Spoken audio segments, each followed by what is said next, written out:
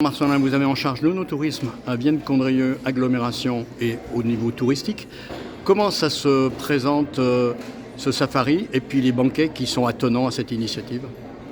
Alors, dans le cadre de Vignoble en Seine, qui est un événement national qui débutera le 16 octobre, nous commençons sur notre secteur par un banquet au safari de Pau. Donc, ce sera le jeudi 16 octobre, soir, à partir de 19h, où à l'intérieur du safari, en avant-première, il va y avoir un spectacle qu'on appelle Lumière sauvage, qui va être un spectacle nocturne, lumineux, tout un parcours au sein de l'enclos et du safari.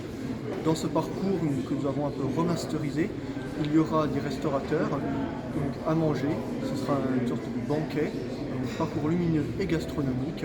Vous aurez apéritifs, entrées, plats, fromage et dessert dans tout ce parcours initiatique et avec aussi des vins.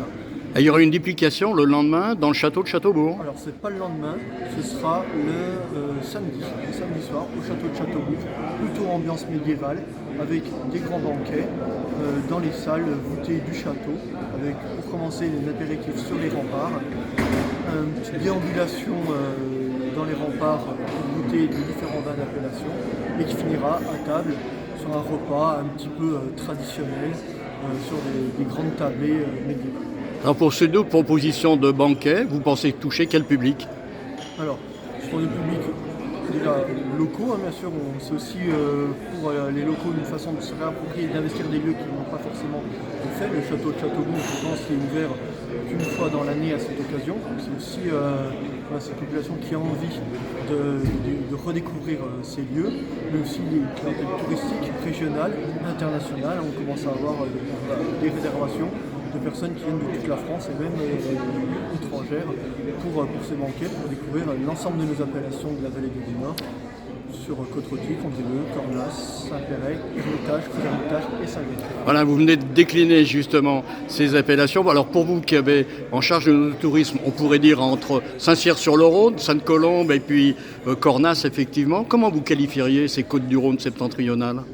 Alors, qu'est-ce qui fait leur singularité, leur complexité?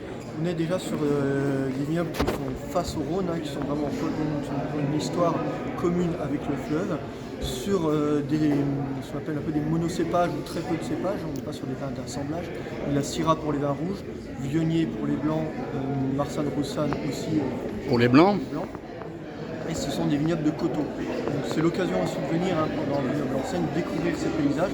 Ce sont des paysages vraiment assez époustouflants, faits sur les coteaux avec des terrasses, ce qu'on appelle des chaillets, des terrasses, des murs en pierre sèche, centenaires, qui structurent nos paysages viticoles. Et un peu la dernière identité, l'importance, c'est vraiment ces vins de vignerons et artisanaux. Vraiment sur des petits vignobles et des petits domaines souvent, qui vont travailler ces vignes, et tout est fait à la main, ce côté très artisanal, très manuel, parce que la pente est forte et le travail est nécessairement minutieux et manuel. Donc c'est pour ça que c'est aussi intéressant de venir visiter. L'Hexagone français est une terre de vignes par excellence. Dans ce cadre-là, comment se situe justement la vallée du Rhône?